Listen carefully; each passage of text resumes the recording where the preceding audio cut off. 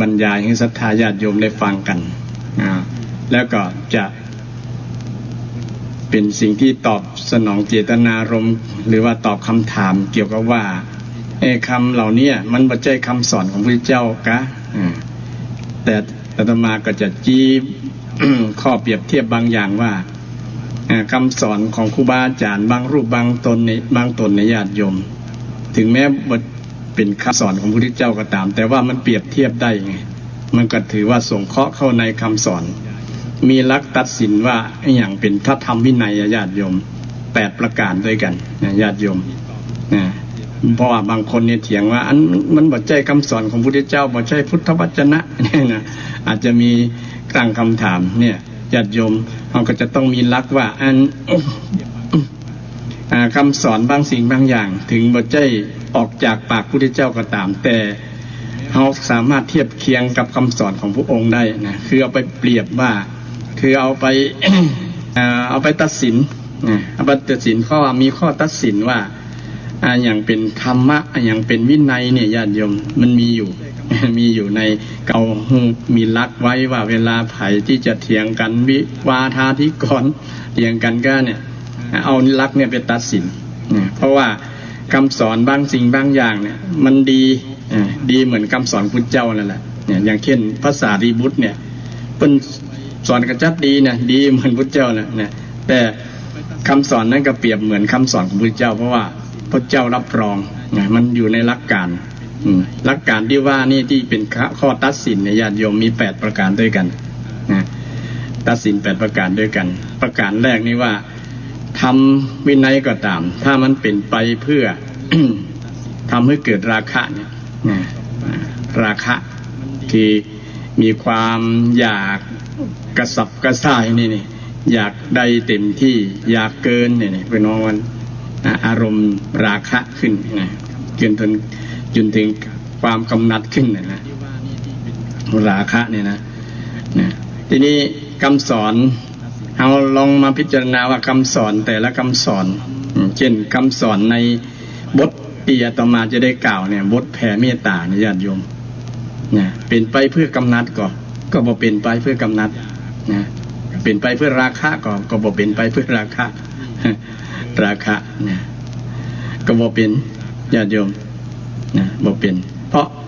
มันเป็นบทพระพุทธเจ้ายันจะได้ก็ตามวิธีไหนก็ตามถ้าให้คนมีเมตตาเนี่ยก็คือสงเคราะห์เข้าธรรมะของพระพุทธเจ้าได้ญาติโยม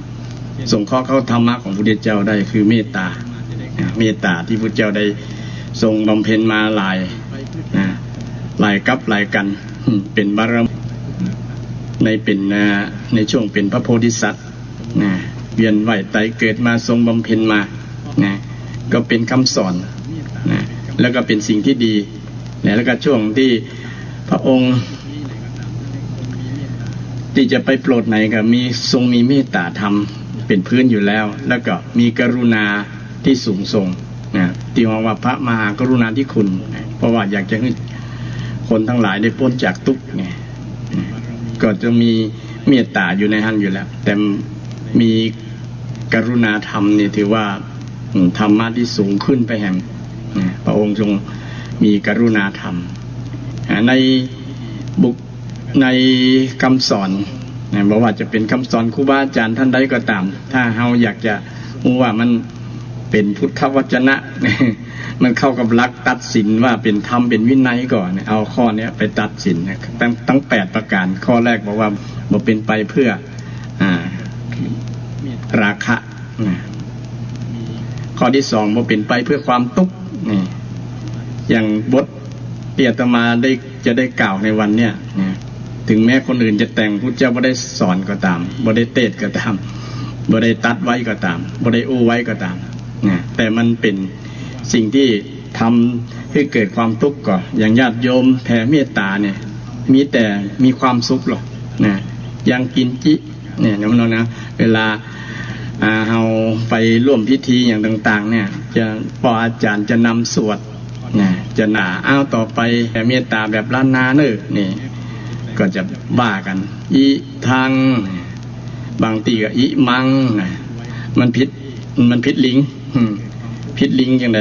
มีลิงมีอย่างกันลิงแปลว่าเพศภาษาก็มีเพศเหมือนกันนะเพศชายเพศหญิงมิใช่เพศชายมิใช่เพศหญิงนะปุงสกลิงเปิ้นต่าง ครูบาอาจารย์ที่เปิ้นเก่งเรื่องศัพท์ศาสตร์เรื่องศัพท์เรื่องภาษาคำแบ่งภาษาเนี่ยเป็นลิงด้วยไอ้อีมังนี่เป็นตั้งเอาเป็นต่อเต่าเนาะเต่ามันเดียวกันมีความหมายเหมือนกันเป็นณปุงสกลิงอิตังทำหน้าที่เป็นประธานอิตังตานะกัมมังเนี่ยคือการกระทำคือการฮื้อเนี่ยแปลว่าการกระทำคือการฮื้อนี้เนี่ยอีทางแปลว่านี้เป็นสรรพนามสรรพนาม